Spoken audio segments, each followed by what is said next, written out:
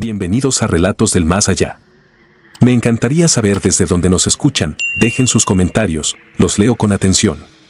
Y ahora, sin más, prepárense para adentrarse en cada relato. Que los disfruten. Azufre en la guardia. Entré a Gafe por convicción y hambre de disciplina. Años después, ya sargento, aprendí que el monte no solo guarda hombres armados, también guarda silencios que pesan más que cualquier chaleco. Era 2010, sierra entre Michoacán y Guerrero, transición de cerros pelones a cañadas con parotas. La orden, ubicar un corredor de abastecimiento y un laboratorio. 6 elementos, equipo ligero, FX-05, visión nocturna, radios encriptados. Movimientos nocturnos, descanso por relevos. Lo de siempre.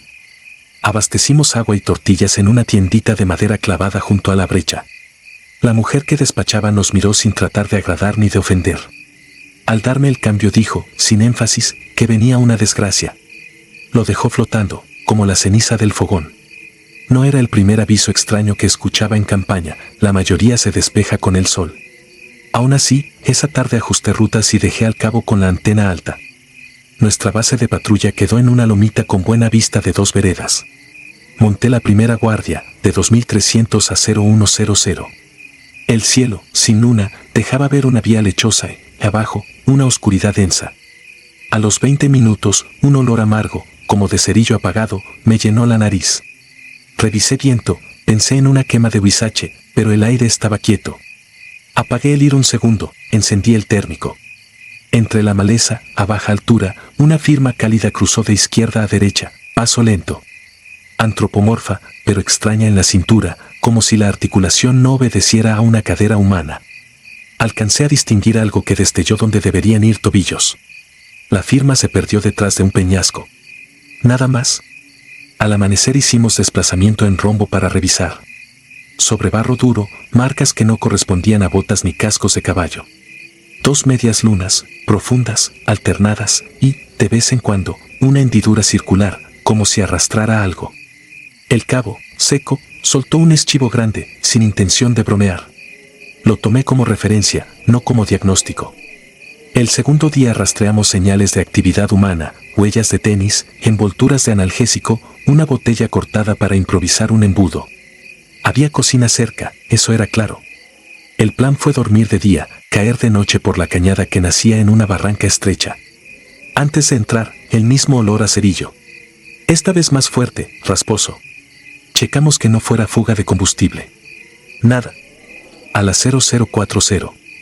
Vimos luz fija, baja, como de velas, parpadeando detrás de un recodo. Nos acercamos enreptado.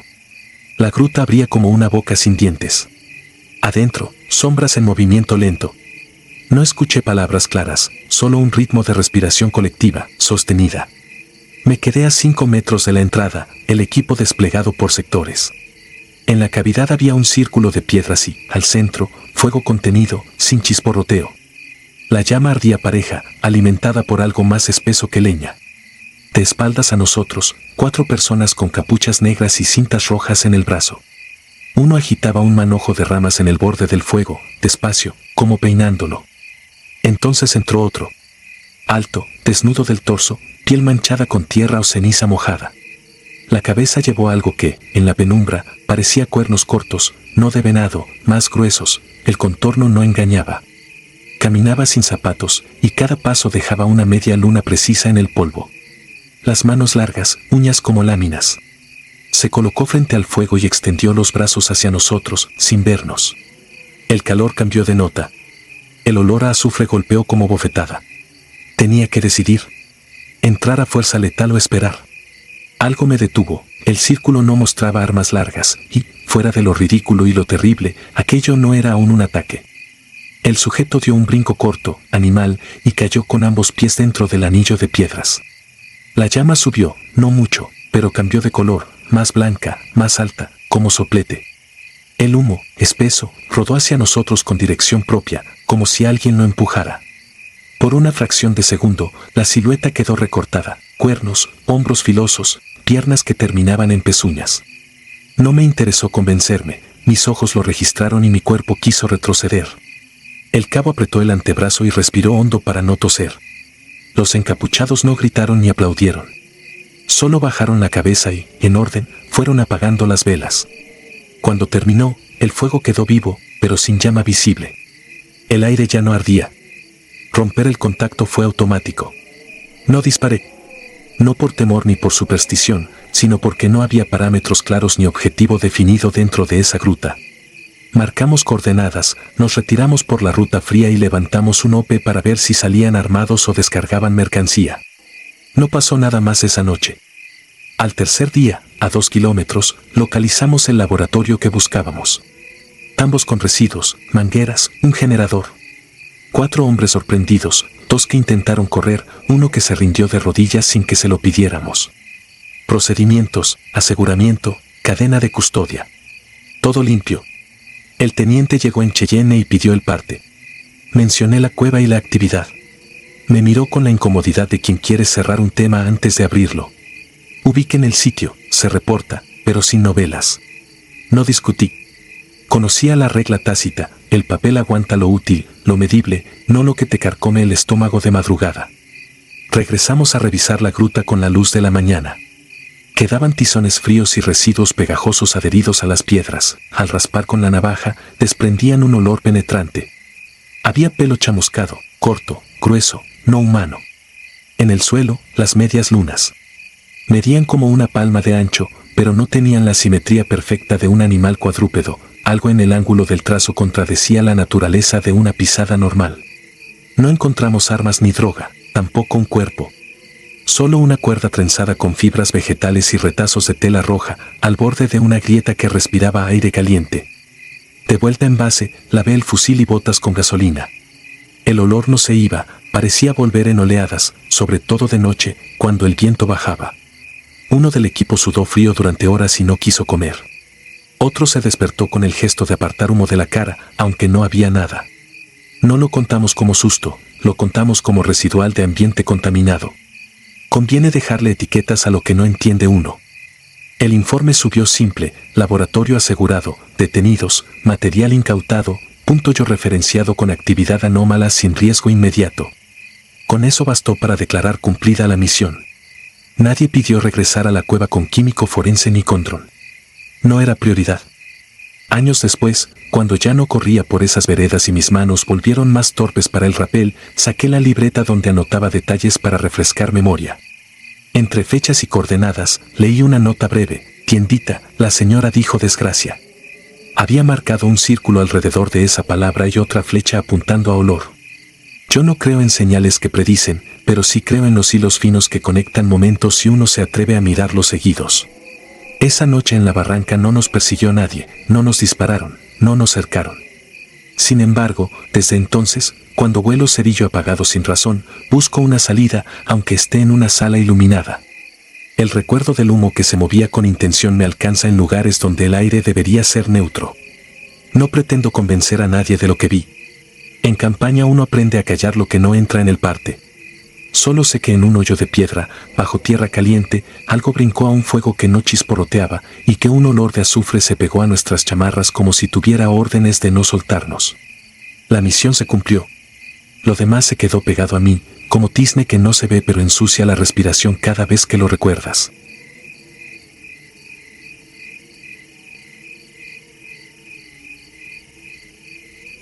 Centinela de ácido. Yo era sargento segundo de infantería en la Sierra de Sinaloa, invierno de 2011. Nos ordenaron reconocer una cañada pegada a un arroyo seco donde, según inteligencia, operaba un campamento mezclado entre huertas abandonadas y láminas oxidadas. No era una irrupción con sirena ni helicóptero, era avanzar despacio, sin luces, con mochilas pesadas y la instrucción de mirar más de una vez lo que a simple vista parecía basura. Éramos 5. Caminamos 3 horas a contraluz, viendo cómo el polvo se quedaba en suspensión como si la noche lo guardara. A cada 20 pasos, alto, escucha, respira. El punto marcado en el croquis tenía un camino de mulas tapado con ramas. Había colillas recientes, una lata aún tibia, olor a solvente. Al fondo, un brillo opaco de plástico azul. El campamento no era grande, pero estaba ordenado. 4 tambos de 200 litros, una mesa de triple con frascos marcados a mano, mangueras, una estufa improvisada. Y a un lado, bajo una lona negra, el altarcito, una figura de yeso con la túnica despintada, collar de chapitas, veladoras consumidas hasta el vidrio, un vaso con tierra y una foto deslavada clavada con una espina de naranjo. No había música, ni perros, ni voces. Solo el chasquido intermitente de algo que goteaba dentro de los tambos. Abrimos el primero con cuidado. El golpe del olor fue seco, químico, pegajoso. El líquido, lechoso y espeso, hacía remolinos lentos.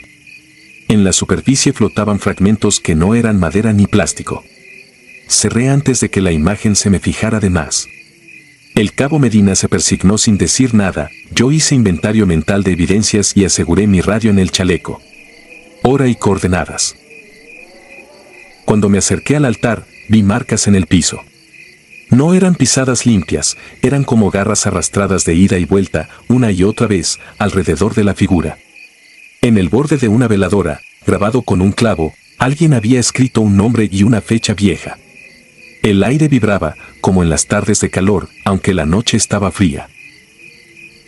La primera linterna apareció en el filo del monte, lejos, temblando entre troncos. Luego otra, más abajo. Eran 3, quizá 4, acomodándose para cerrarnos la salida. Quise reportar al puesto, pero el radio se llenó de estática como si lo apretaran con la mano. El subteniente me miró y supe que el plan cambió, repliegue por la zanja del arroyo, silencio total, evitar el claro. Dejamos marcadores discretos para volver con refuerzos. Nadie tocó el altar. Nos movimos en fila, pegados a la sombra del cauce. Las linternas buscaban con paciencia, no venían corriendo como quien llega a un pleito, más bien caminaban seguros, con la certeza de conocer cada piedra. Fue entonces cuando lo vi, parado a medio campamento, del lado opuesto al altar.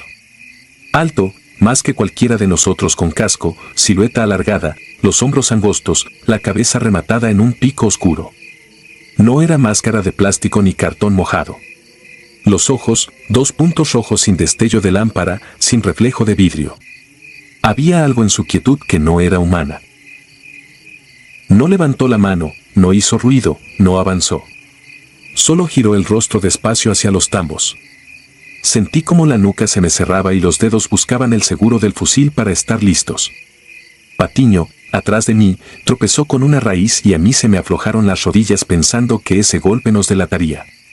Pero las linternas siguieron su barrido como si nada, como si hubieran acordado no escuchar. El pico giró hacia nuestra dirección. Una ráfaga fría, sin viento, nos atravesó la espalda. No puedo explicarlo mejor, no había brisa ahí, sin embargo, algo nos golpeó el estómago como cuando el cuerpo sabe que viene un impacto. Apreté los dientes y caminé. 10 pasos. 20. 30. No conté más. El cauce se abrió y pudimos trepar a una lengua de tierra que llevaba al matorral. La estática del radio se volvió un zumbido grave, luego murió. En el silencio, mi respiración sonaba como si no fuera mía. Al salir de la cañada, empezaron a buscarnos por arriba. Las linternas subieron a la loma y se detuvieron justo donde dejábamos marcas. No nos siguieron. Se quedaron allí, fijas, mirando hacia abajo. Una de ellas apuntó directo al arroyo, no donde estábamos, sino un poco más adelante, como si esperara que volviéramos a pasar por el mismo sitio. No lo hicimos. Le dimos la vuelta al cerro y tomamos otra bajada, gastando minutos que dolían. Llegamos al punto de extracción antes del primer gris del amanecer.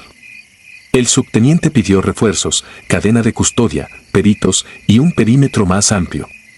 Nos quedamos en silencio, con la tierra pegada al sudor. Nadie habló de la figura. Era un acuerdo no dicho, reportar lo tangible, lo que se puede medir. El resto lo guardamos entre muelas. Regresamos con 2 vehículos y personal del ministerio. La cañada parecía recién peinada. No había linternas, ni rastro de botas, ni charcos, ni hojas rotas. El campamento seguía, pero algo había cambiado en su olor, ya no picaba, ahora olía a metal mojado. Los tambos estaban medio vacíos. En el fondo, el líquido era más oscuro. El perito no quiso meterse en detalles ahí mismo, selló, etiquetó, fotografió. Yo sostuve la bolsa donde caían pedazos flacos que crujían al tocarlos, sin mirar demasiado el color. Un perro flaco apareció y nos rodeó a distancia, sin ladrar, sin acercarse al altar. La figura de yeso tenía ahora una cinta roja nueva en el cuello, anudada con torpeza. La foto clavada ya no estaba. En su lugar, un trozo de cartón húmedo con 3 marcas verticales hechas con plumón. Quise levantarlo para ver el reverso, y noté que la base del altar estaba caliente. No ardía, no hervía, pero desprendía un calor extraño que no venía del sol porque el sol aún no pegaba. Lo marqué en mi bitácora, sin interpretación. El informe que firmamos fue técnico: localización, aseguramiento, indicios, embalaje, traslado. En la línea de observaciones puse lo que podía sostener: luces de posibles vigías en ladera norte. Nada del pico ni de los ojos. Nada del calor en la base, nada de la cinta roja que antes no estaba. Aprendí hace años que escribir lo que nadie quiere leer te quita tiempo y credibilidad. Esa noche, en el destacamento, limpié el fusil. Al pasar el paño por la tapa del cajón de mecanismos, vi 3 rayones paralelos en la pintura, a la altura donde recarga uno el arma cuando descansa. No estaban en la mañana, yo cuido mis cosas con manía. Pensé en la zanja, en las piedras. Me repetí esa explicación hasta que quedó hueca de tanto repetirla.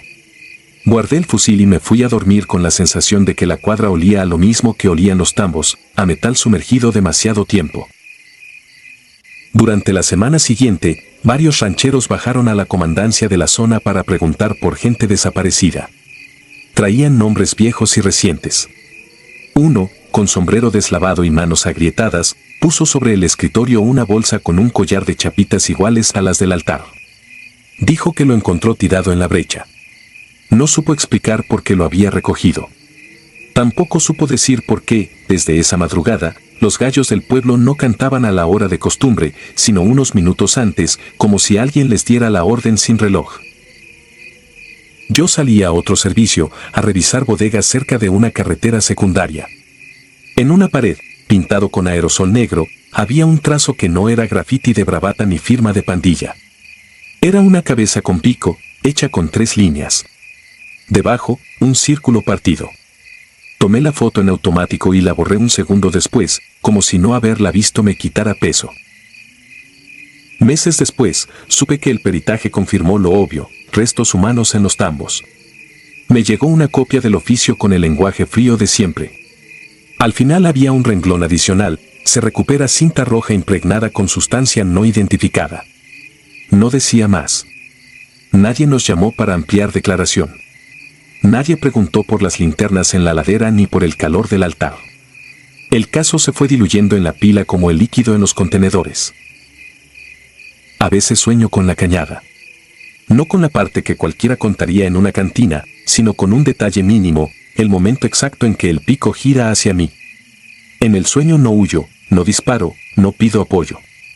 Solo sostengo la mirada de esos 2 puntos rojos que no iluminan y, por primera vez, entiendo que no estaba viéndonos a nosotros. Miraba los tambos. Contaba. Llevaba una cuenta que no depende de informes ni de firmas. Una cuenta que no cierra. Despierto con la boca seca y el olor a metal en la lengua. Reviso el fusil, paso el dedo por los 3 rayones. Sigo sin escribirlo. Sigo cumpliendo el protocolo. Sigo caminando a contraluz. Y aún así, en cada brecha sin luna, cuando el polvo se queda en el aire como si la noche lo guardara, siento que alguien, más alto que cualquiera con casco, me espera quieto para seguir sumando.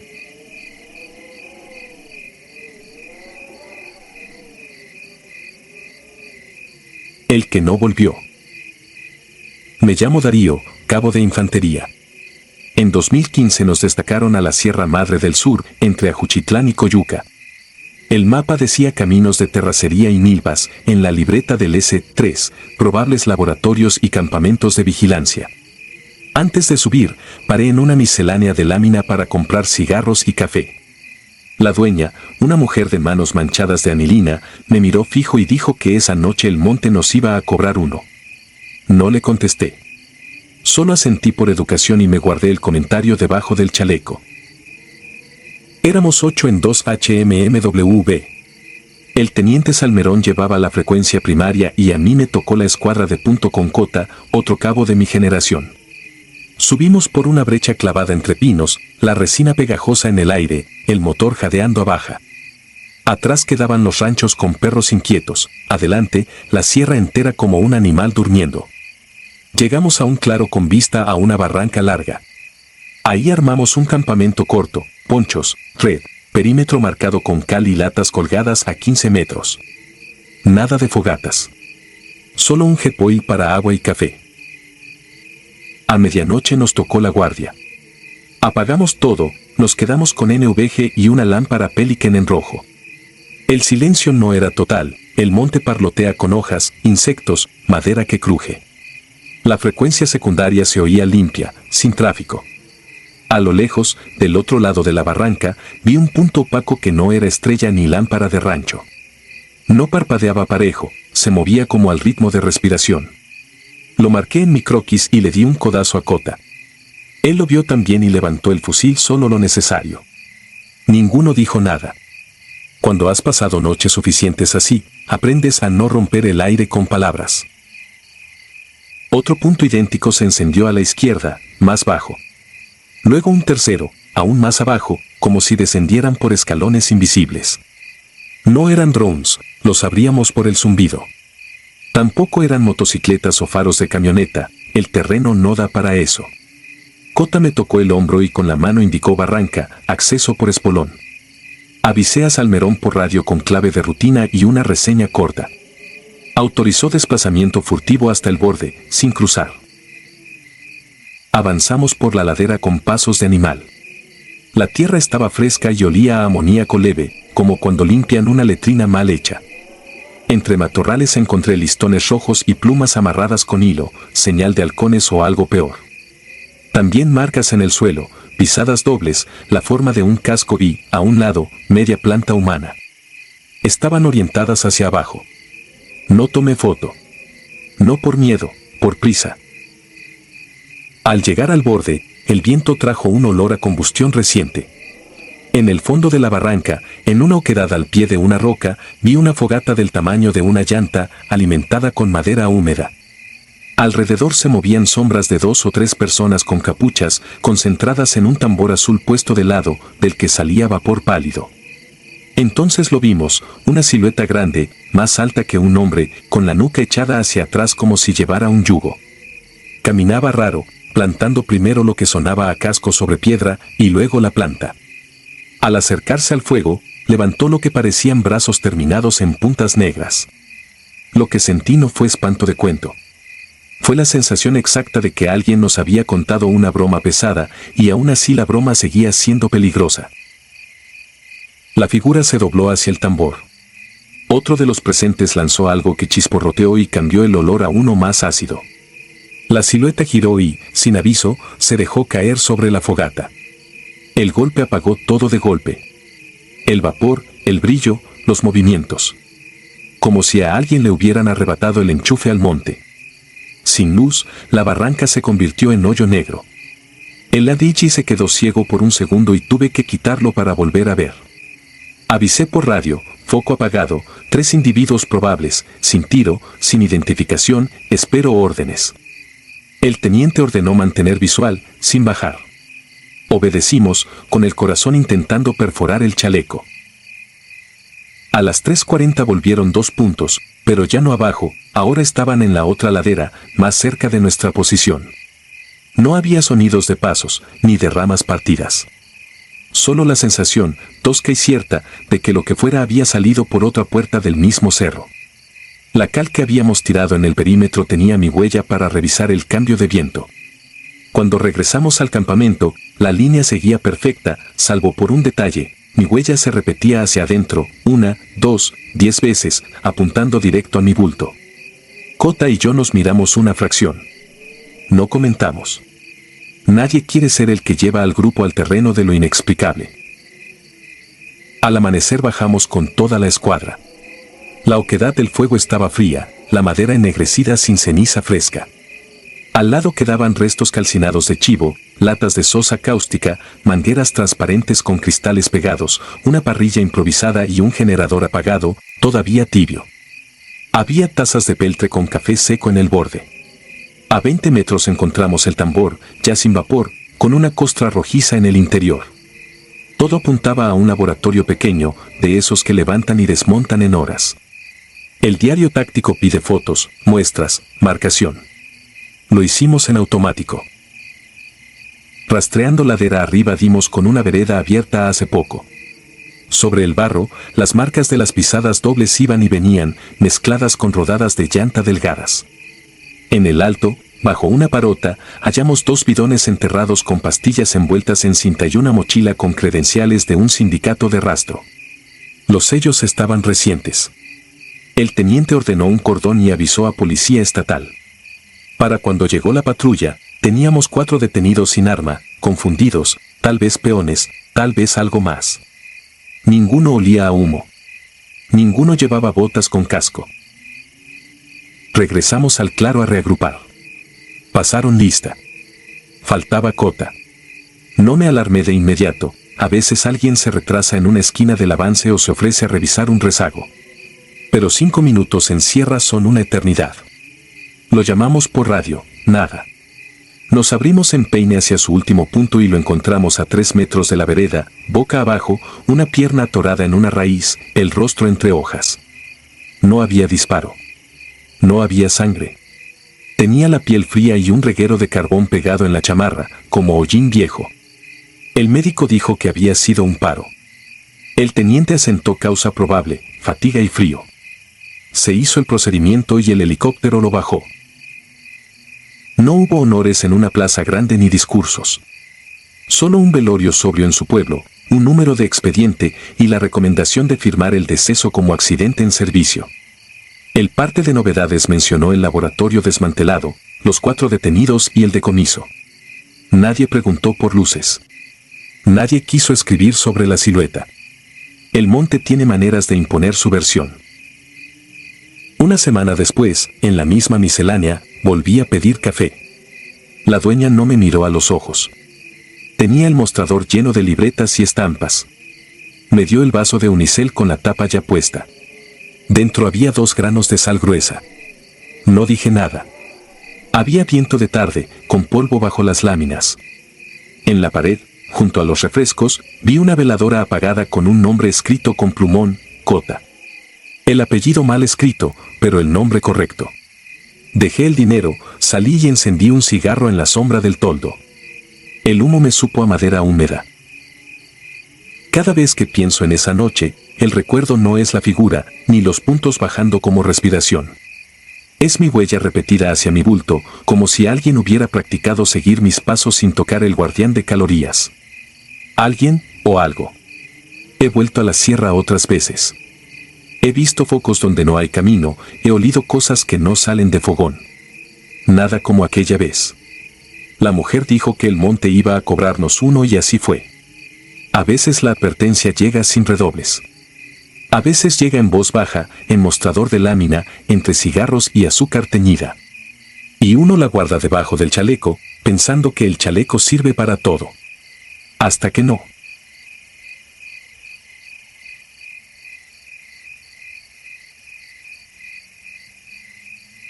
Rastro impío. Jamás imaginé que el olor de la sangre ajena pudiera volverse mi reloj biológico, la campana que me despierta cada madrugada para recordarme que sigo respirando. Hoy soy guardia de un parque industrial en las afueras de Saltillo, pero hace 13 años, verano de 2012, yo era fusilero en el Grupo Aeromóvil de Fuerzas Especiales. Creíamos haberlo visto todo en la guerra contra los cárteles, hasta que nos enviaron a un pliegue de la Sierra de Zapalinamé, donde las radios se apagaban solas y los pastores se negaban a pastorear. Éramos 8, volví solo, cubierto con sangre que no me pertenecía y sin un rasguño que la justificara. La orden se gestó como tantas, reconocer ruta de infiltración antiaérea, frase hueca que suele esconder emboscadas. Despegamos antes del amanecer desde la base aérea de Santa Lucía, volamos bajo hasta una repisa pedregosa y empezamos la marcha a pie. Al principio todo parecía normal, nopales, huizaches, silencio de piedra. A media mañana una bruma inesperada descendió sobre nosotros con la docilidad de un animal que conoce el camino. No era neblina que se mueve como humo, parecía gelatinosa, atrapaba el aire caliente y amortiguaba los pasos. El sargento primero Bausa bromeó que era un buen filtro contra francotiradores. Yo solo veía cómo los contornos de mis compañeros se derretían a 2 metros de distancia. Al llegar al cañón del Coyote, la brújula osciló como si el norte intentara huir y el GPS quedó mudo. Nadie dijo nada, porque el silencio es disciplina, pero todos sentimos esa vibración subcutánea que antecede a los tiroteos. El capitán ordenó dividirnos en binomios para abrir paso por una vereda casi borrada. A mí me tocó la punta. Di 3 pasos y la bruma se cerró como una puerta hidráulica. El mundo perdió color, la tierra adquirió un tono gris húmedo y un hedor metálico se pegó en mi paladar, como si chupara clavos oxidados. Intenté transmitir mi posición, pero el PRC-152 chisporroteó con estática viscosa, ni siquiera ruido blanco, sino algo orgánico, como respiraciones empujando dentro del circuito. Sin darme cuenta avancé más, atraído por un zumbido bajo que confundí con un generador. No oía a Gordo Avendaño, que pisaba siempre a mi espalda, ni el roce del fusil contra mi peto. El terreno se torció en ángulos improbables, paredes de piedra aparecían donde antes había ladera, y raíces carnosas colgaban como tendones recién cortados. Lo primero que vi al salir de la niebla fue un claro circular, pulcro, sin maleza. En el centro yacía un montículo de rocas negras alineadas como vértebras gigantes, parecían brillar desde dentro con un magma tenue. Sobre ellas, un cráneo de venado sin astas, absolutamente limpio, ni un insecto rondándolo. Cada latido en mi cuello se sentía ajeno, como si me observara desde arriba de mi propio casco. Di un paso y el zumbido se transformó en gritos asfixiados, voces de mis hombres suplicando al mismo tiempo en diferentes tonos. Levanté mi carabina y grité la contraseña del día. Solo contestó un eco empapado de burla. Disparos estallaron a mi izquierda, ráfagas cortas, profesionales. Corrí hacia ellas, pero el suelo se hundía con la consistencia de barro caliente. Cada metro me lanzaba a un escenario distinto, un tronco caído que no había visto, un risco imposible que tapaba el firmamento, charcos espesos que reflejaban rostros que no eran míos. Vi una silueta inmóvil entre 2 sabinos. Grité, alto, amigo, pero no se movió. Al acercarme, la bruma la devoró. El aire se llenó de truenos de fusilería, pero no había fogonazos visibles. Entonces algo frío y áspero tocó mi nuca, no una mano, más bien un ensamblaje de dedos demasiado largos. Después vino la oscuridad, esa clase de vacío que no es falta de luz sino presencia absoluta de otra cosa. Desperté el 20 de julio en el Hospital Militar Regional Dr. Campos. Para mí no habían pasado ni 3 horas. Para el mundo habían sido 4 días. Según el parte, aparecí caminando descalzo frente al retén de la 47ª zona, con el uniforme empapado de sangre humana tipo AB, B y O negativo, yo soy A positivo. No hablaba, no parpadeaba, no reaccionaba a estímulos luminosos. Luego vinieron las interrogaciones, los análisis, las fotografías. Ni una herida, ni una espina. Solo un recuerdo destrozado que palpitaba en flashes, ramas que se abren como costillas, un rugido de agua densa, manos con garras palpando mi cara y una voz que repetía mi nombre desde adentro de mis oídos. 3 semanas después, una Suburban sin placas me recogió de madrugada. Me llevaron a una construcción anodina en la colonia Roma, fachada de consultorio dental. Adentro, paredes demasiados blancas, olor a cloro recalentado. Firmé un consentimiento de protocolo neurobiológico FES Epsilon, no había rango, no había escudos. Un hombre sin insignias me mostró una fotografía tomada por dron. Aparezco de pie en aquel claro, cabeza inclinada hacia un costado, y detrás de mí, fundida con mi sombra, una silueta desproporcionada, sin cuello ni facciones, tan alta como el cedro más cercano. Parecía observar directamente al lente. Pregunté qué era. Solo replicó, ¿qué le dijo? Respondí que no recordaba y la sesión terminó. Me dieron de baja por incapacidad psicológica. Quise recuperar la normalidad en un departamento modesto con mi esposa Ana y nuestra bebé Valeria. Las noches se volvieron respiraciones contenidas. Al principio eran pesadillas, yo, recorriendo pasillos de arcilla mientras paredes palpitaban con pulsos de sangre. Luego las cosas despertaron. Foquitos del ventilador estallaban como maíz. Las cámaras de seguridad marcaban torsos que nunca se veían a simple vista. Una madrugada encontré a Ana en la cocina, inmóvil, la mirada vacía hacia la ventana. Cuando la toqué, sus pupilas se habían hinchado hasta cubrir el iris. Con un murmullo áspero dijo, «Tú me trajiste». Se desplomó, no recordaba nada al despertar. Pensé en las leyendas de los viejos de la región. Zapalinamé significa fauces que beben nubes. Visité a un curandero en San Antonio de las Alazanas.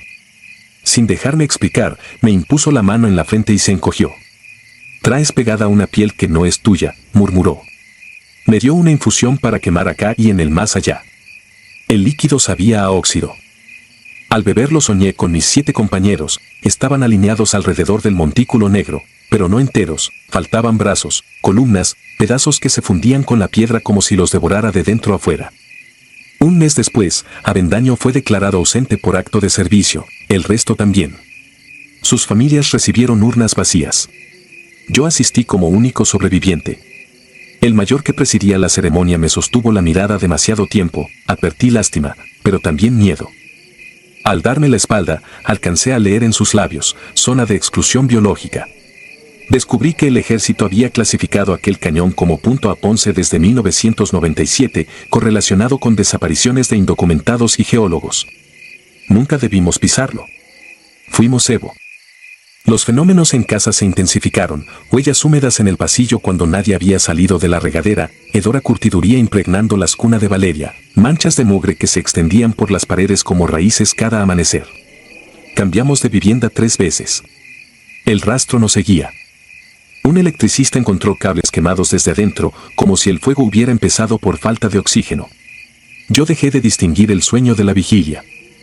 De pronto caminaba por la calle y una gasa de neblina emergía de la nada, la gente desaparecía, la ciudad se convertía en el claro imposible, y esa sombra me acariciaba con sus uñas filosas como catéteres. Quise luchar con la fe, llevé medallas bendecidas, agua del río Jordán, salmos a media voz. Nada cambiaba. Consulté a un neurólogo, a un psicoanalista, a un radioscopista ruso que jura mapear el aura, todos coincidieron en estrés postraumático. Yo sabía que el trauma que cargaba no estaba seguía ocurriendo, cada segundo, detrás de mis ojos. Hace 2 noches, mientras revisaba las cámaras del parque industrial, el monitor captó un corredor brumoso entre los almacenes. Los sensores hacían ping, pero las imágenes parecían veladas por gas espeso. De pronto, la pantalla mostró mi número de identificación militar escrito con condensación sobre el objetivo. No había nadie allí físicamente. Al llegar con la patrulla CAT 9, encontramos charcos de sangre fresca que no revelaron ADN humano. Los perros huyeron. Regresé a casa al amanecer con la garganta poblada de agujas. Ana dormía en la sala, extenuada. Valeria jugaba entre sus muñecos. Cuando me acerqué, me susurró al oído con la serenidad de quien anuncia un juego nuevo: «Papá, el señor sin cara está oliendo tu cuello otra vez». Entonces lo sentí, detrás de mí, ese aliento que es moho y carne descompuesta, la misma niebla encapsulada en un pulmón ajeno. Ahora escribo esto con los nudillos blancos. El foco parpadea. Sé que al cerrar los ojos, el reloj cambiará de fecha y yo apareceré en otro sitio, bañado con sangre que sigue sin ser mía. Y temo, porque quizá esta vez no vuelva solo, quizá traiga a casa todo lo que vive en esa bruma, y la puerta que una vez abrí se quede girando para siempre como un iris sin párpado, observándonos a todos mientras dormimos, esperando el olor perfecto para reclamar su próxima piel.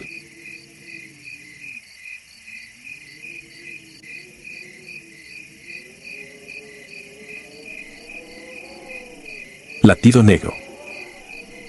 No me llamo Marco ni Carlos ni Foster. Soy Jesús Galván, sargento primero de una unidad de operaciones especiales adscrita a la Brigada de Fusileros Paracaidistas. Entre nosotros nos decíamos los cárabos, búhos que cazan sin hacer ruido, y todavía, 6 años después de aquella misión, percibo cómo la tierra late bajo la suela de mis botas cuando cierro los ojos. Lo que voy a contar nunca fue escrito en parte oficial alguno, pero cada noche regresa con la puntualidad de un péndulo y me obliga a permanecer despierto hasta que amanece. Octubre de 2019. Nuestro puesto avanzado ocupaba la vieja pista agrícola de Motocintla, en la falda occidental de la Reserva del Triunfo, justo donde la Sierra de Chiapas roza la selva guatemalteca. Llevábamos 14 días rastreando transmisiones que hablaban de ingenieros forestales secuestrados por un grupo que traficaba caoba. Un pelotón de reconocimiento, 5 hombres curtidos, entró primero para ubicar el campamento enemigo y se esfumó tras su tercer parte. 11 horas después nos despertaron con la orden de localizarlos y extraerlos. Serán 6 kilómetros, infiltran, verifican y salen, repitieron los planificadores. Todos sabíamos que en el triunfo 6 kilómetros rectos podían convertirse en un laberinto vivo. A las 5:48 despegamos en 1:60. Éramos 7 operadores, el piloto y el artillero. 30 kilómetros dentro del dosel la radio soltó un sos estrangulado, Vector 12, ayúdenos. Reconocí al cabo Ortega, su timbre nasal era inconfundible, pero sonaba hueco, como si hablara en un tanque metálico. La computadora de misión fijó sus coordenadas en un punto tan sombrío que los helicópteros lo llamaban Valle Sombrío porque el sol nunca lo tocaba. La copa era impenetrable, rapelamos a 50 metros de una cañada resbaladiza. El calor era una sábana húmeda, pero el suelo estaba helado y vibraba muy despacio, como un corazón enterrado. Recordé una vieja leyenda mam sobre la bestia sin sombra que chupa el aliento de los vivos, sacudí la cabeza y mantuve el riel de mi rifle pegado a la mejilla. Formación escalonada, Durán al frente, yo a su flanco, luego Quiroga, Martínez, el teniente médico Rivero y los 2 tiradores. El Black Hawk se perdió sobre el dosel, enseguida cayó un silencio tan denso que absorbía la respiración. Vi como el pulgar de Durán temblaba alrededor del gatillo, un veterano que había curtido su tempel en Matamoros, y sentí la primera fisura en la coraza de la confianza. 20 minutos después colgaba de un bejuco una mochila desgarrada, latiendo como un corazón abierto. Dentro hallamos jeringas de suero, tabletas antimaláricas, la bitácora del pelotón y, prensada en la portada, una fotografía. Los 5 posaban delante de la cascada Canto del Agua. Sobre sus rostros se extendían manchas negras que no estaban allí cuando la imagen se tomó, parecían dedos tiznados presionando desde el reverso del papel. Mientras la volvía a guardar sentí un clic en los oídos, como si alguien girara un dial invisible. La radio interrumpió el silencio con un susurro, corran, el latido, se acerca. Después un golpe metálico, idéntico al cierre de un respirador industrial. Rivero trató de responder, la interferencia lo derribó con un chillido que le hizo sangrar la nariz. Ordené silencio absoluto. Entonces la jungla cambió. Raíces gruesas como boas se cruzaban donde antes había suelo despejado y las ramas parecían engullir nuestros pasos. Era como caminar dentro de un pulmón gigantesco, cada bocanada olía a tierra recién removida y óxido. El musgo palpitaba con un vaivén lento, si apoyabas la mano sobre los troncos sentías una vibración profunda, lejana. 1 kilómetro más tarde apareció una bota con el código de Ortega y, 15 metros adelante, su chaleco antibalas, cuidadosamente doblado sobre un tocón húmedo. No había sangre ni rastro de arrastre, era una ofrenda.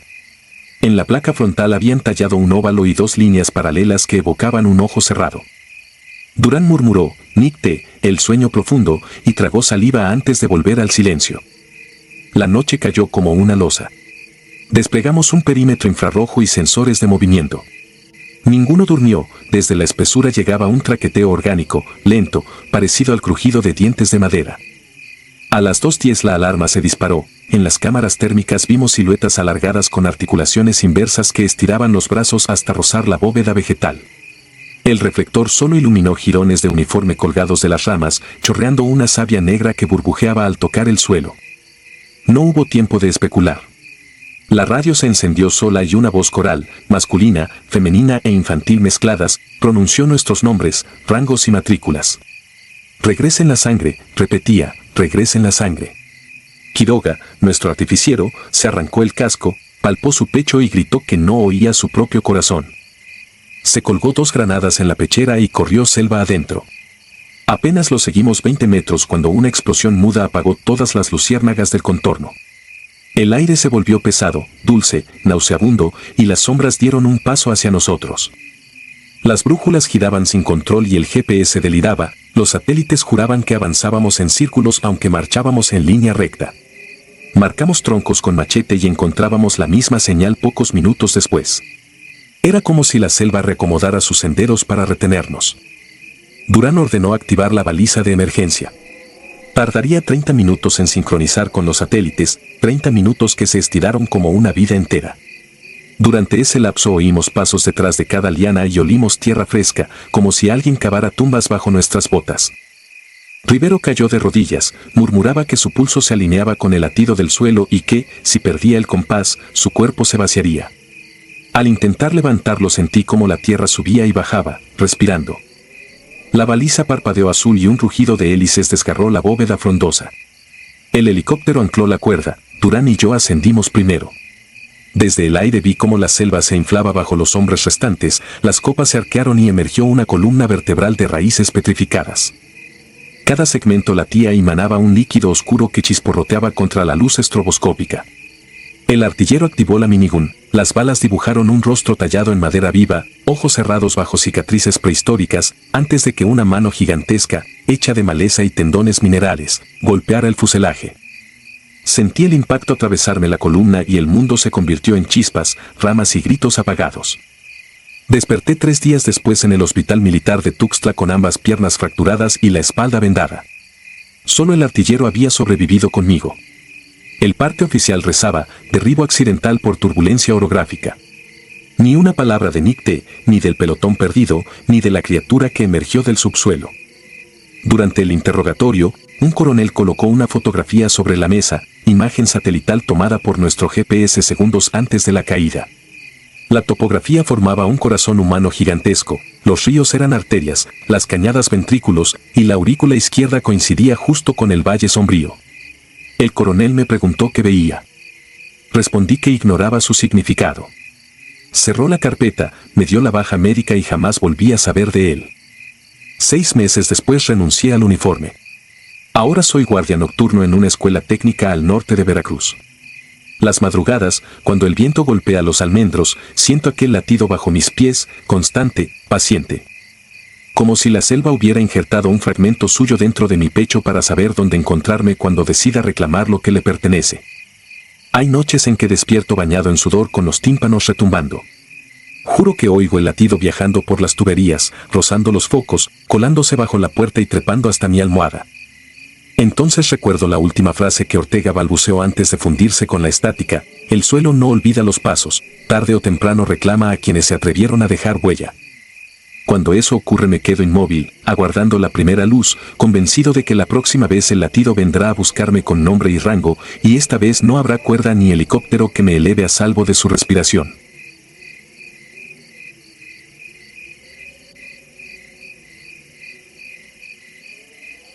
El viento muerto.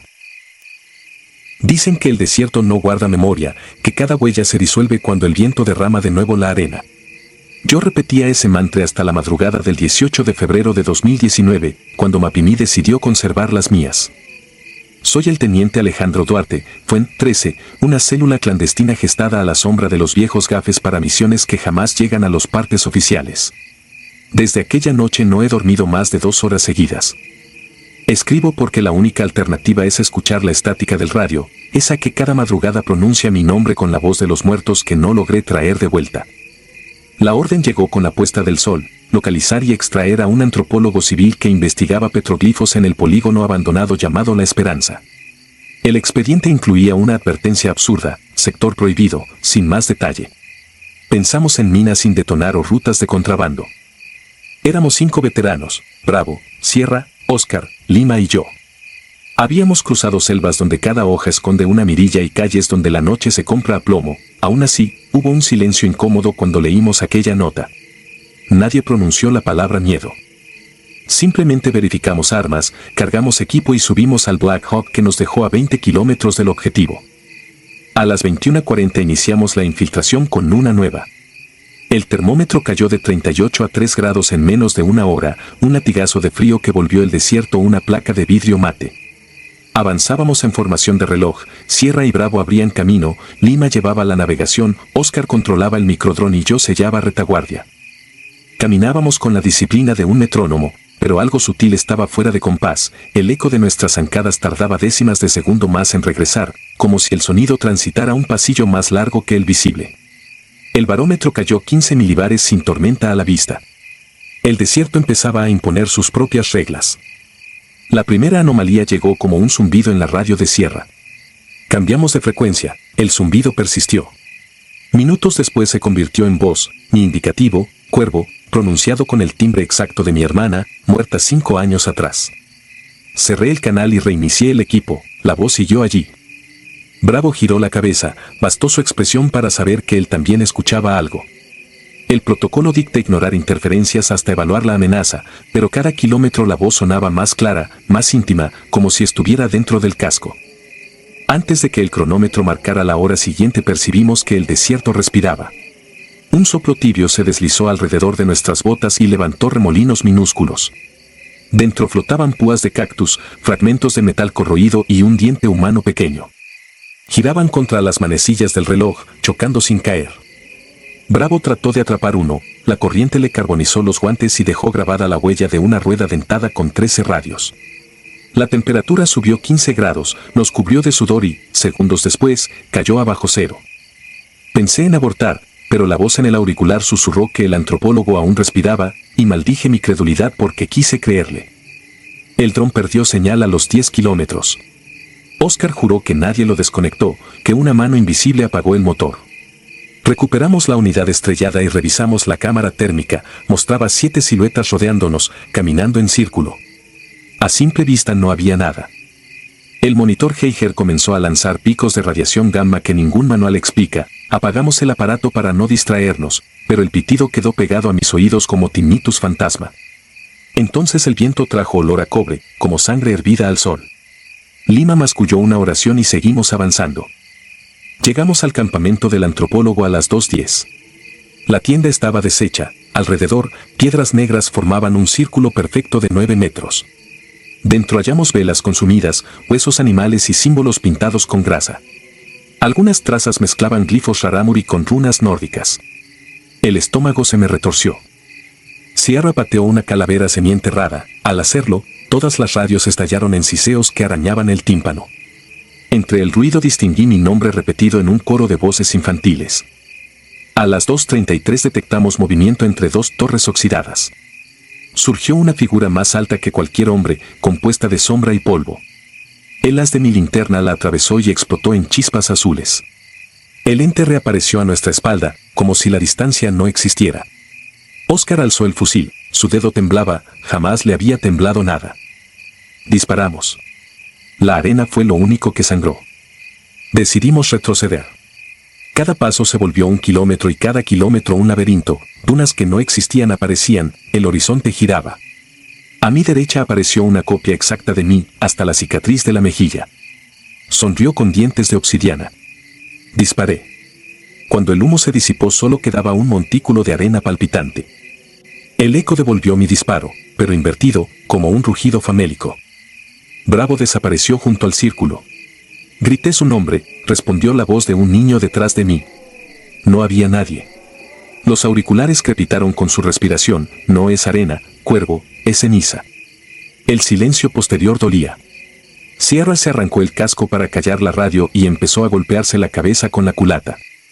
Lima lo sujetó, ambos parecían sombras peleando con la noche. Sentía a mis espaldas un soplo helado que pronunciaba mi apellido al revés. A las 3:47 divisamos la baliza de la base, un parpadeo rojo-blanco que prometía refugio. Caminamos 20 minutos y seguía a la misma distancia. El GPS mostraba coordenadas imposibles, latitud 00.0000. Una descarga estática erizó la piel, la brújula giró hasta señalar un norte enterrado bajo la arena. Olía a carne podrida y, superpuesto, a copal de ceremonia. De un suelo surgió un torso negro, un rostro sin ojos que murmuró, Oradua, mi apellido invertido, con voz de hierro candente. Las radios se incendiaron y quemaron nuestros pechos. Sierra corrió hacia la noche y no volvió. Arrastré a Oscar, que balbuceaba coordenadas fantasma. A cada 2 pasos la arena se volvía lodo, luego ceniza, después agua viscosa. De pronto sentí grava bajo las botas y vi luces de sodio, la valla de la 41ª zona militar. Un cabo me encañonó, debí parecer un espectro cubierto de polvo rojo. Al girarme descubrí que Oscar había desaparecido de mi hombro. Solo sostenía su placa, goteando agua salada. Las cámaras térmicas registraron mi llegada a las 4:29, ninguna grabó lo ocurrido antes. Esa noche mi reloj táctico marcó el 19 de febrero una y otra vez, cada minuto retrocedía y repetía el mismo segundo, como si el tiempo hubiese quedado cicatrizado dentro del sanctum. Durante la evacuación médica me retuvieron 48 horas. Mi pulso se sincronizaba con un zumbido que los doctores no oían. Un capitán de inteligencia me interrogó 11 veces. Al tercer día devolvieron mis cuadernos y mapas vacíos, como si la tinta hubiese sido absorbida. Firmé un alta voluntaria y salí del hospital con la certeza de que alguien escribió sobre mi piel un pacto cuyos términos desconozco. En el informe escribí, pérdida de personal y equipo por tormenta de arena súbita. Nadie preguntó, Mapimí acostumbra tragarse patrullas y devolver solo sus sombras. Pero cada madrugada busco emisoras muertas y siempre encuentro la misma, 41.11 MHz. Una voz enumera los indicativos, Bravo, Sierra, Lima, Oscar, y concluye, falta uno. Cuando pronuncia, Cuervo, la habitación se enfría y el cristal se empaña por fuera, aunque viva en un piso 14. No he vuelto al desierto ni volveré. Hay lugares marcados como prohibidos no por minas ni radiación, sino porque la realidad es delgada y hambrienta. Si el viento del norte les llama por su nombre, no contesten.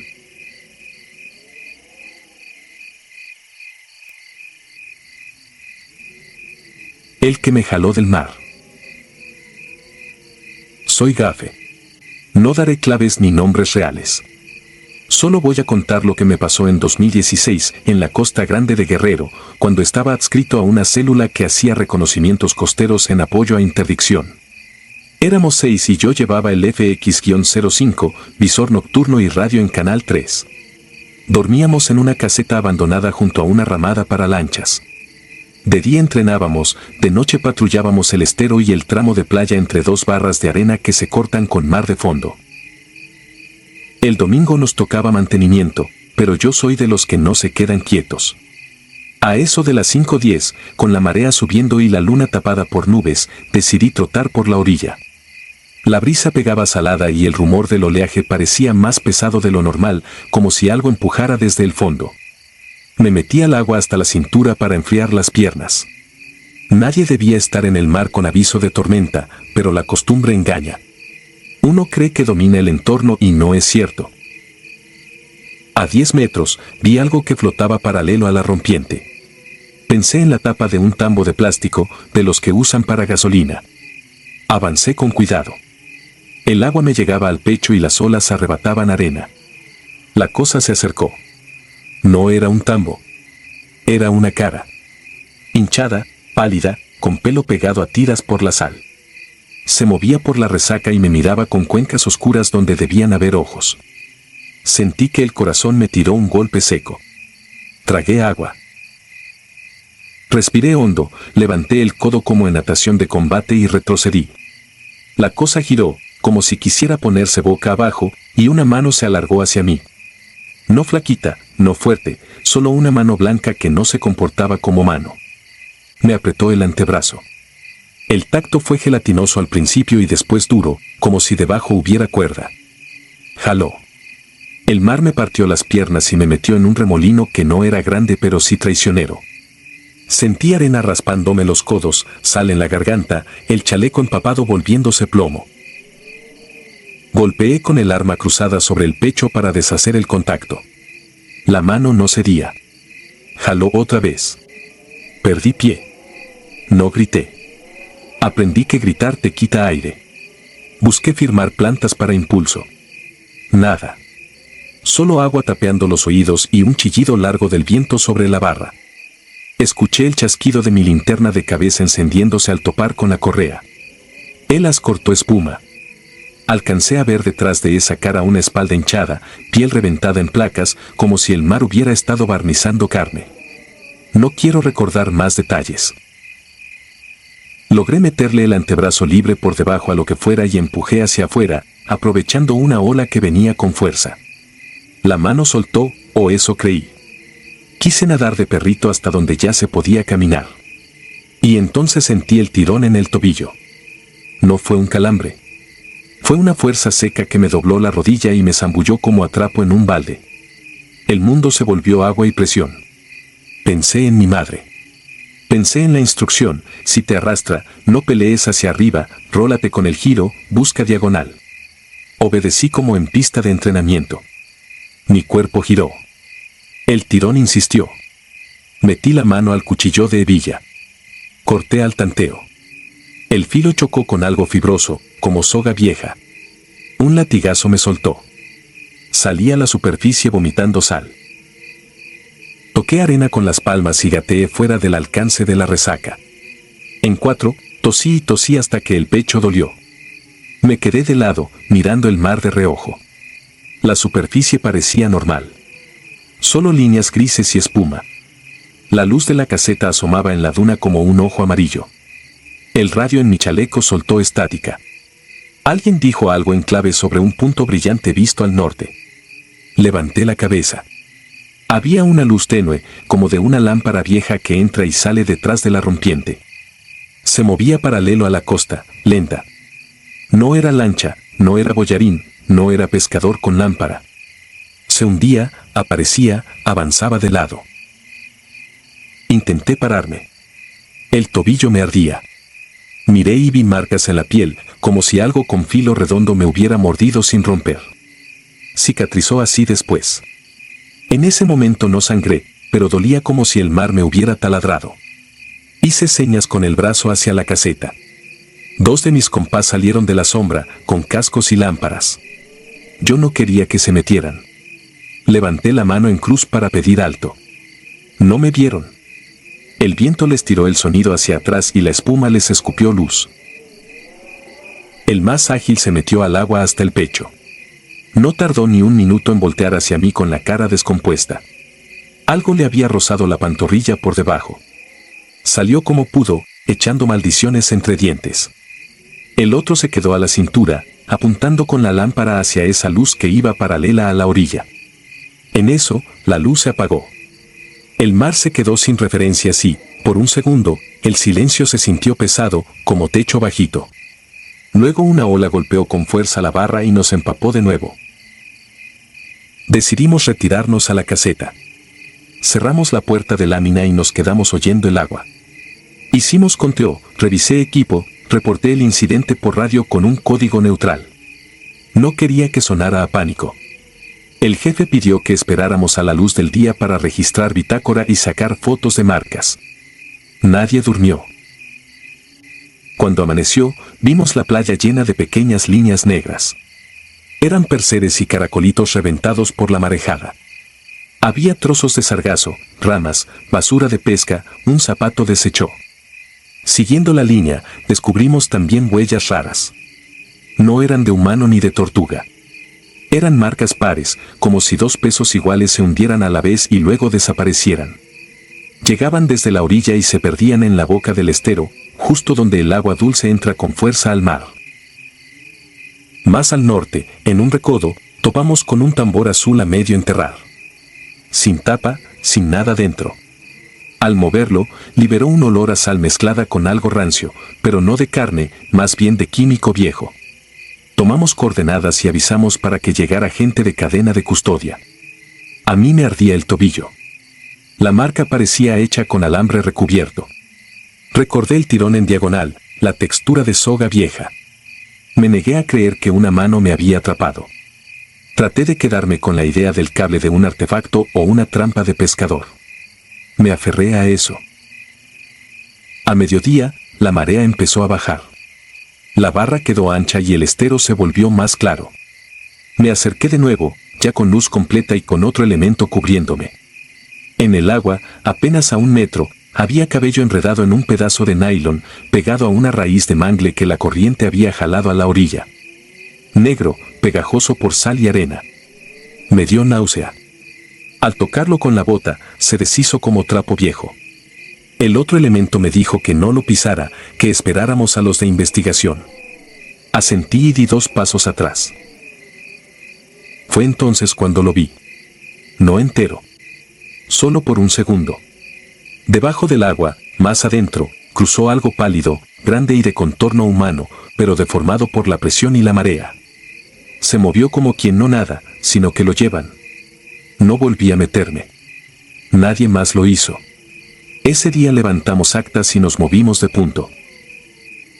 Esa noche, ya en otro tramo, el mar tronó lejos. Me paré fuera de la caseta con el radio pegado al pecho. No había viento. El océano respiraba hondo, en pausas que parecían contadas. Imaginé la mano en mi tobillo. La presión. El jalón en diagonal. Cerré los ojos y repetí la técnica para control de pulso que nos enseñan en pista. Bajé la respiración, coloqué la lengua en el paladar, conté de 4 en 4. El corazón bajó. El ruido del mar se acomodó. No diré que creo en fantasmas del agua. Digo lo que sentí, algo que no era corriente, ni red, ni pez, me sostuvo con intención. Y vi una cara pálida que no debía estar ahí, moviéndose al ritmo de la resaca como si el mar la trajera de regreso cada vez que intentaba irse. Desde ese día no vuelvo a entrar al mar antes del amanecer. Ni con sol de frente me siento del todo tranquilo.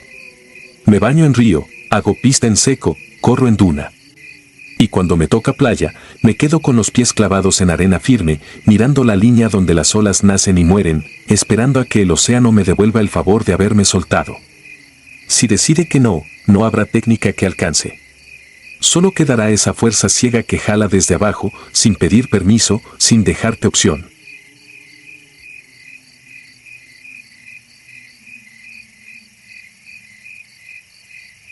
El kilómetro 21. No sé si fue valor o simple terquedad lo que me hizo volver a escribir esto. Fui guardia nacional hasta 2022. De todo lo que viví en carreteras, brechas y rancherías, nada me persigue tanto como aquella noche de 2021, en la línea que divide Chihuahua y Sonora. Lo que pasó ahí no entró en el parte, lo que se quedó conmigo tampoco. Salimos después del ocaso, 3 vehículos, 2 pickups y un blindado. 12 elementos, turnos claros, claves de radio, cartuchos contados. Íbamos escoltando un decomiso especial que venía sellado desde otra región. Cajas metálicas numeradas, cinta con advertencias, sin más detalles. La instrucción era simple: mantener velocidad, no detenerse, no abrir nada, entregar y firmar. Se nos advirtió sobre retenes falsos y puntos calientes en la ruta, así que ajustamos protocolos. Yo iba segundo a la derecha en la caja de la pickup Miria, vigilando monte y cunetas. Desde que dejamos la última gasolinera, algo se sentía torcido. En esa zona siempre se ven reflectores lejanos, fogatas de pastores, ladridos. Esa noche, nada. Ni grillos. El viento parecía ponerse de acuerdo para callarse justo cuando pasábamos. En el canal del radio empezó un ruido raro, como cuando 2 estaciones se pisan, pero nuestras frecuencias estaban cerradas. El conductor soltó un copiado y ninguno contestó. Revisé la antena, firme. Revisé el chaleco, húmedo de sudor frío, aunque el aire estaba seco y el cielo sin nubes. En el kilómetro 19 encontramos la primera señal, la carretera recién regada con algo que brillaba.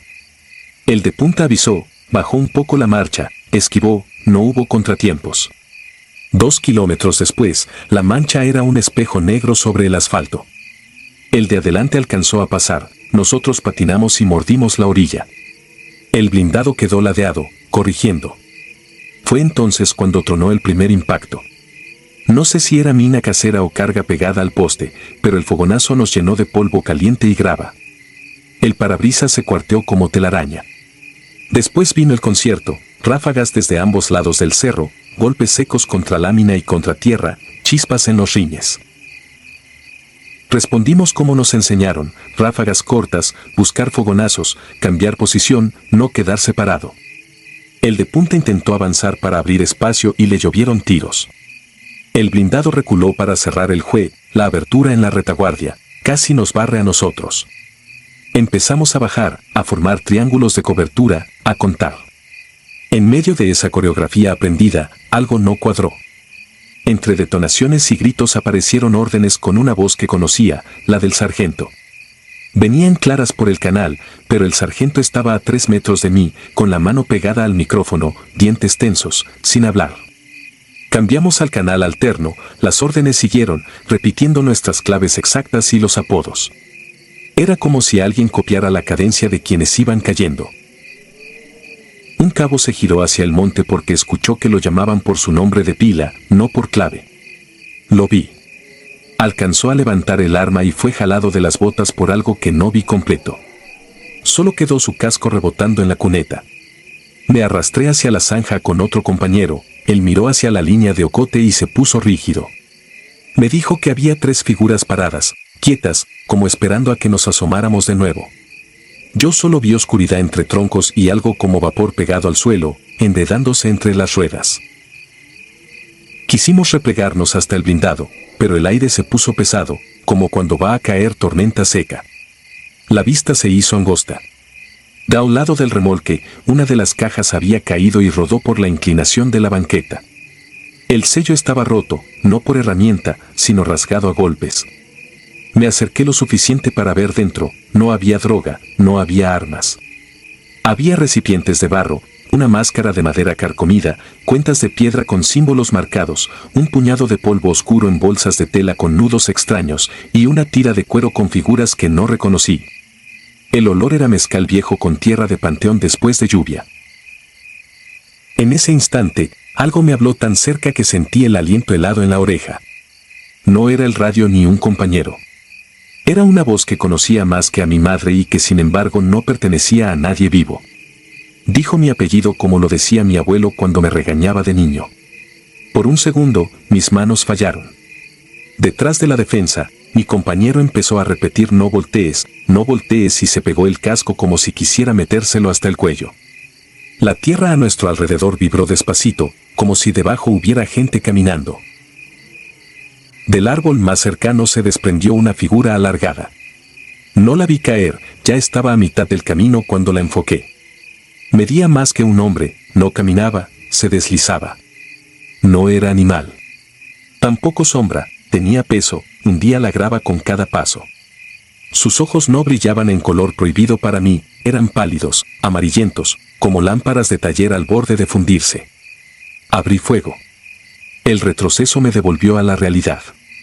Las balas levantaron polvo a su alrededor, cuartearon la corteza a sus espaldas. La figura no se detuvo. No me apuntó, no me corrió, se acercó al blindado, pasó la mano, si era mano, por la puerta trasera, dejó una marca larga, seca, como si chupara pintura. Alguien gritó que cubriéramos izquierda. Cuando giré, otra de esas cosas estaba de pie sobre la caja rota. Tocó la máscara con la punta de algo y la máscara vibró como plato de metal. La frecuencia pasó por el pecho, me apretó los oídos desde adentro. Sentí la nariz caliente. Mi compañero tiró el arma y comenzó a arañarse la cara para arrancarse el pasamontañas. Le sujeté la muñeca. Se me resbaló con sudor. A la tercera convulsión se quedó blando. Su mirada estaba abierta, como si estuviera atento a un llamado que yo no escuchaba. Nos quedaban 2 peines y 100 metros malos de carretera anegada. Por la radio, otra vez la voz del sargento, dando la orden de retroceder por la brecha lateral. El sargento, el de carne y hueso, me miró y negó con la cabeza. Entendí. Eso que hablaba sabía nuestras rutas de escape y las repetía para meter a los vivos en el matadero. Decidimos improvisar. Nos movimos pegados a la línea de postes, saltando cada 3 pasos para no dejar ritmo. Sentía detrás de mí pasos que no eran pasos, como un arrastre silencioso. No quise voltear. Cuando el blindado lanzó humo para cubrirnos, el humo se quedó quieto, contenido, como si el aire tuviera paredes. Entre esas paredes algo se movía, lento, sabiendo que ya tenía la ventaja. Llegamos a un alto natural donde el monte se abre y la luna entra sin pedir permiso. Ahí el mundo volvió a sonar normal, insectos, ramas, nuestro propio jadeo. El sargento me dio la señal de alto con la palma. Éramos 4.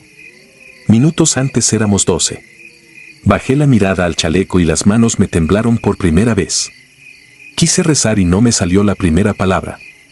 Quise mirar atrás y escuché mi nombre en una voz de mujer que no sabía de dónde. Me obligué a clavar la vista en el suelo.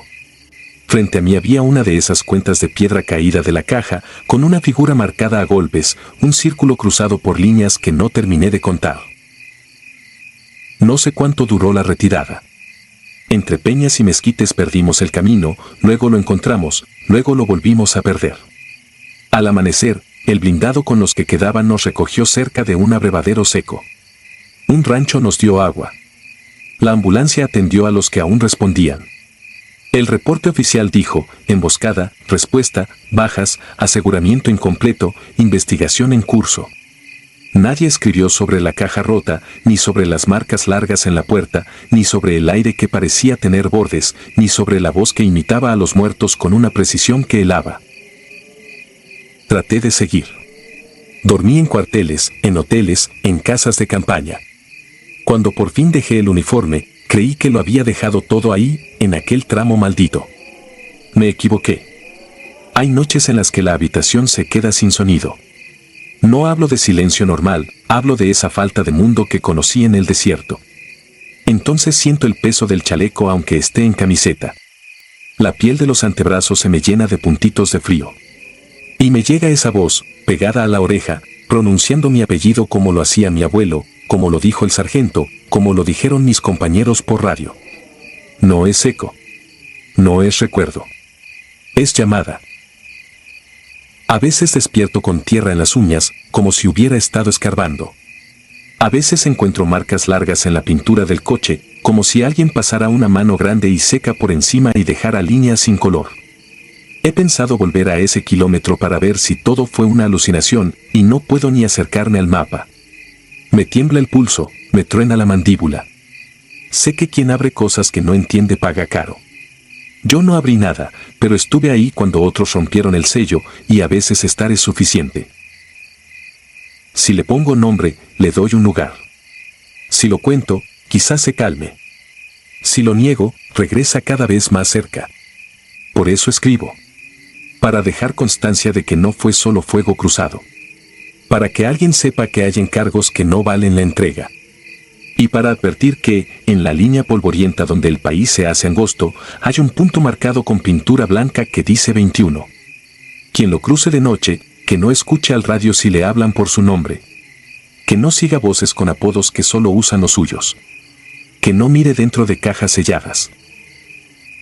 Yo miré. No debería haber mirado. Y desde entonces, por más lejos que me mude, siempre termino sintiendo, en la misma oreja, la misma voz, a la misma distancia. Me llama como si ya hubiera llegado a casa. Y cada día me cuesta más no responder.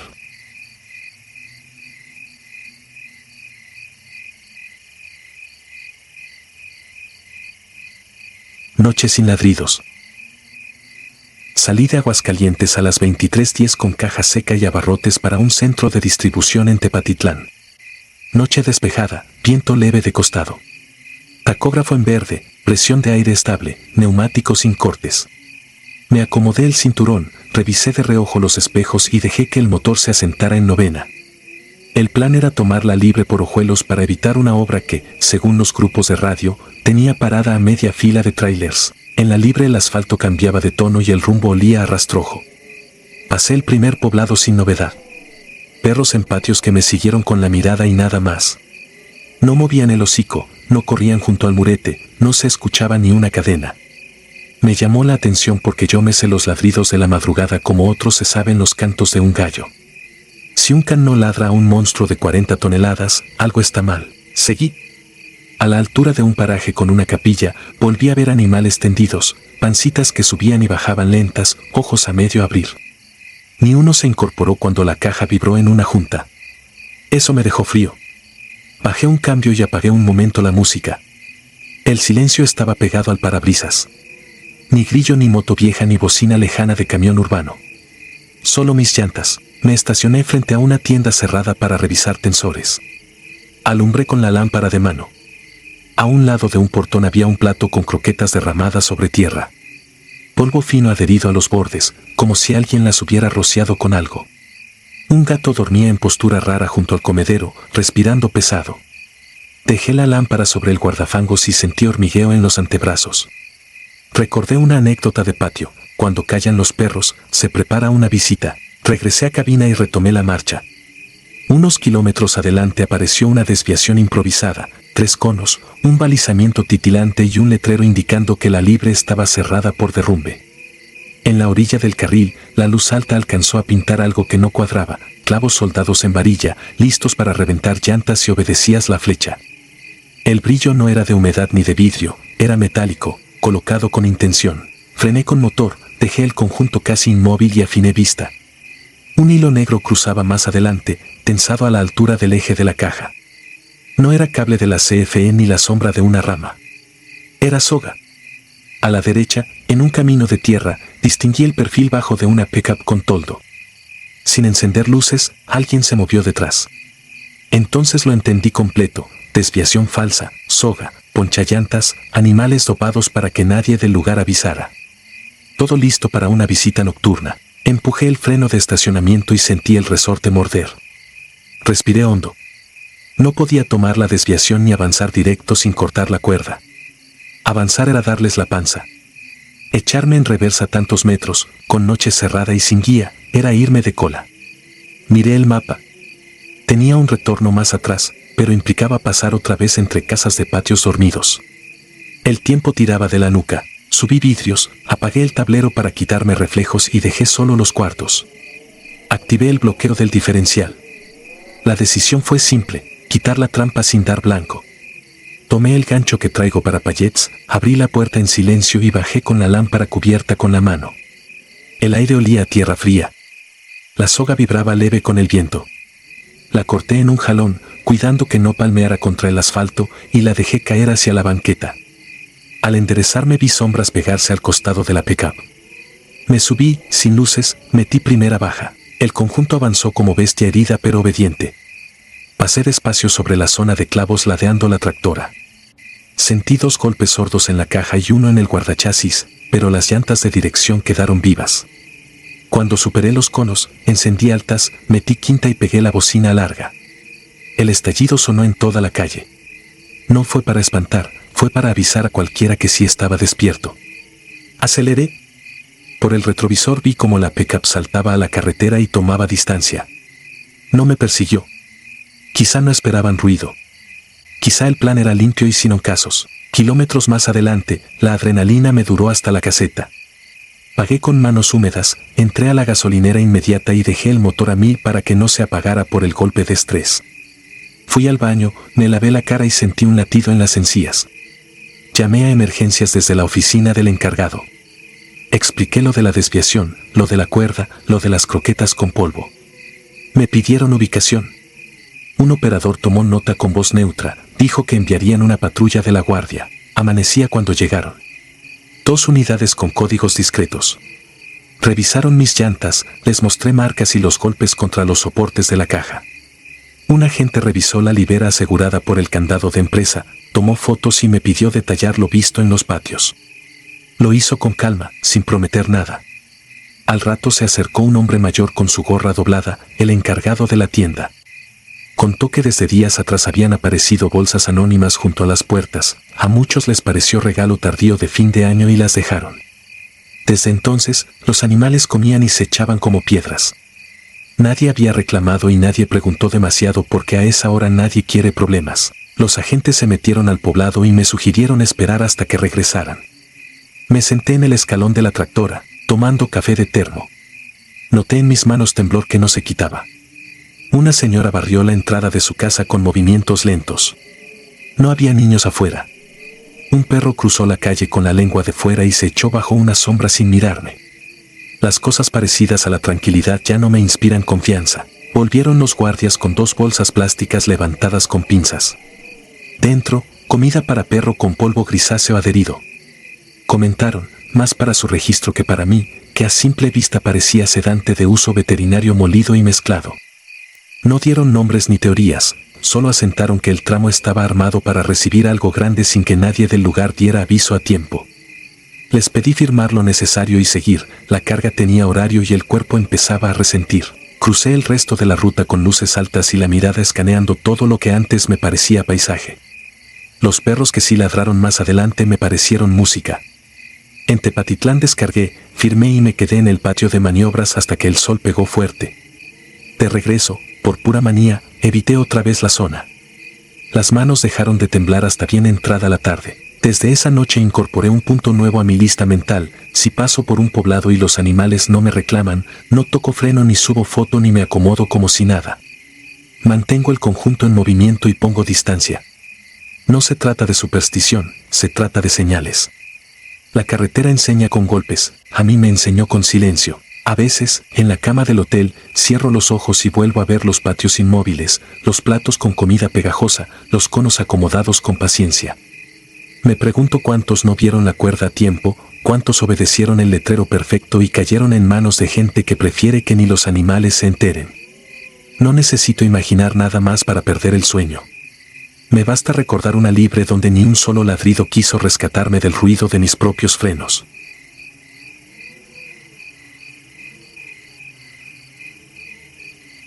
Si te gustaron estos relatos, regálanos tu like y déjanos tu comentario, y no olvides suscribirte al canal para que sigas recibiendo las notificaciones de los próximos relatos.